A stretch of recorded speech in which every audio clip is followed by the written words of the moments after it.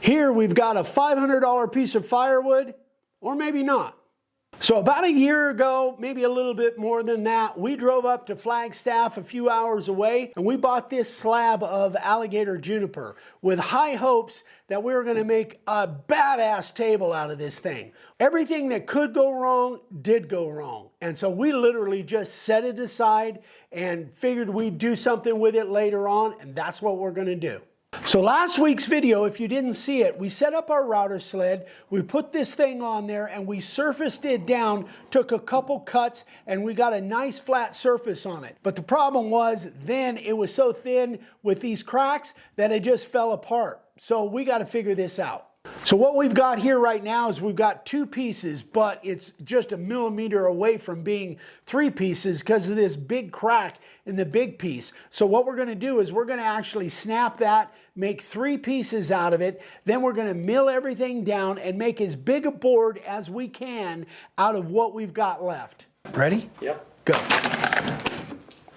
I didn't think it would take much. No, that didn't take much. So here's my plan, guys. I am going to take the smallest piece and get as big a piece as I can out of the smallest piece, and then I'll move on from there. The other thing I have to do is figure out what's going to be the face. This is definitely my best side. So this will be the face of this first piece, and I'm going to end up, this will be the back side. I'll end up just making some marks of where I want this thing to be, somewhere around there. And then I'll try and make that same length. We ended up at about 32 inches. So that'll be my first piece. We'll get this, we'll get these pieces all figured out on 32-inch pieces out of each one. And then we'll mill them down, get square edges, and put the whole thing together.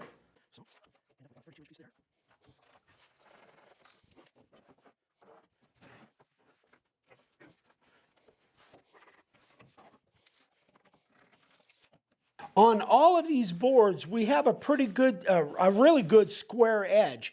And I'm going to use my big T-square. I'm going to use that square edge, and I'm just going to make a line and rough this out as big a piece as we can get. And we'll mill to somewhere around these lines. We're not going to be able to keep the live edge on any of these, which is kind of a shame, but that's just the way it plays out.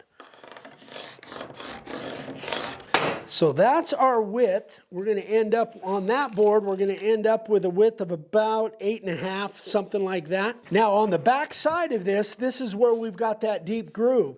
So we're going to have to make a measurement, come in about 7 inches, somewhere around 7 inches. So if we come in 7 inches from there,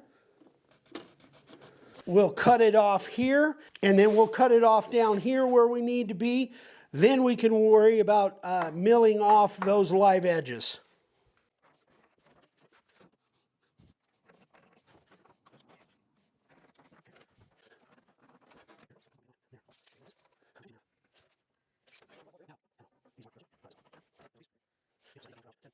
So the tough part is done. We've got each section on each board pretty much maxed out to what we can use.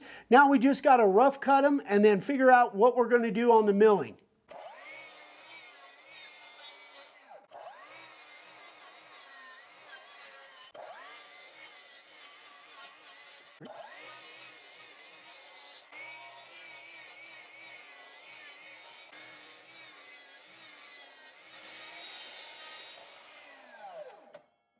Okay, we've got them rough cut to length, exactly where we want. Now we have to figure out how we're going to get those square edges because we're getting rid of the live edge.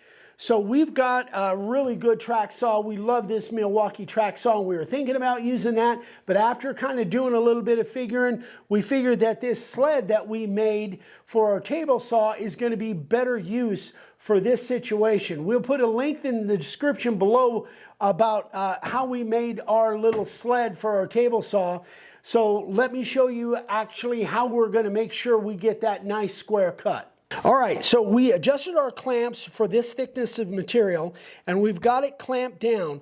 Now the idea is that we want to just cut this with the table saw.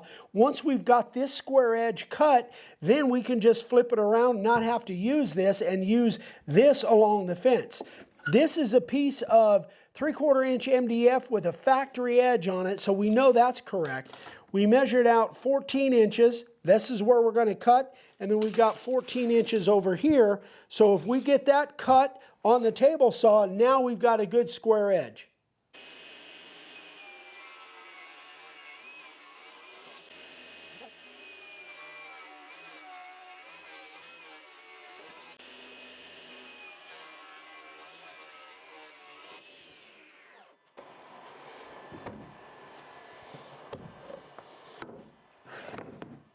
I think we're done with that, right? All right, on all three of these, we've got one good edge. We've got the live edge ripped off, and our table saw is set up where these things are dead on square, which should make for a pretty easy glue up. At least that's what we're hoping for. So now all we got to do is just set the fence and rip the other edge off, and we're ready to glue up.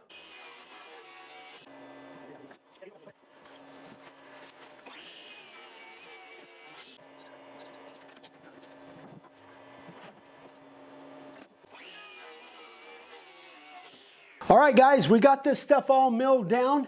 Now what we've decided to do, because we kind of have a project in mind to use for this stuff, and it turns out I think we only need 2 boards rather than 3 boards. So we're going to save a 3rd board for a future project, do something with it. So we're going to set that aside.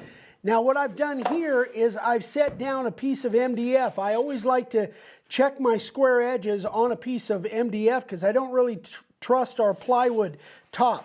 So this seems to be our best bet as far as that goes, and what I always do is just put a clamp on them just to give it a good dry fit, and I think we got a pretty good seam there. So I've got the boards marked 1 and 2, and this is going to be good for that serving tray. That's the project that we have in mind for this. So I'm excited. Let's get this thing glued up and then we'll move on.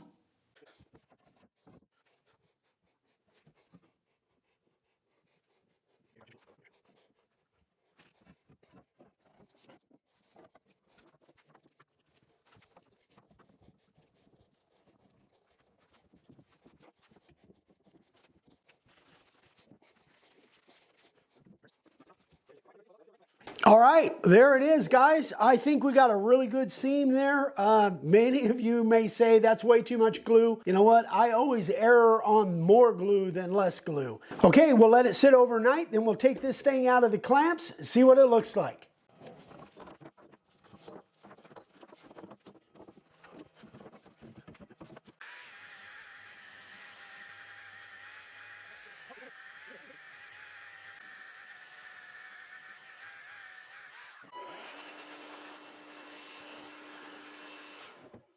All right, folks, that's what we ended up with. So I'm pretty happy with the way this board came out. Super excited to get carving on it. This one ended up, our final, this is going to be a serving tray, is about 16 by 33, and we're going to trim some off of that, but it's a really nice board. It's very flat. This grain is going to look fantastic with a finish on it. This was an extra board that we didn't use that'll be good for a future projects. And then we've got those boards. I'm not sure how we're going to utilize those, whether they're going to be firewood or not, but I think we're going to be able to get something out of those. But anyway, that's what we ended up with from a $500 board, basically. A little more than 500. So we learned a lot on that. I think that at least we've got something salvageable out of this. Anyway, guys, hope this was helpful for you. If you have any questions, email me, eric@makeawoodsign.com. And don't forget, all of our sign carving supplies are over at the website, makeawoodsign.com. Have a great one. We'll see you on the next one. We love you. Bye-bye.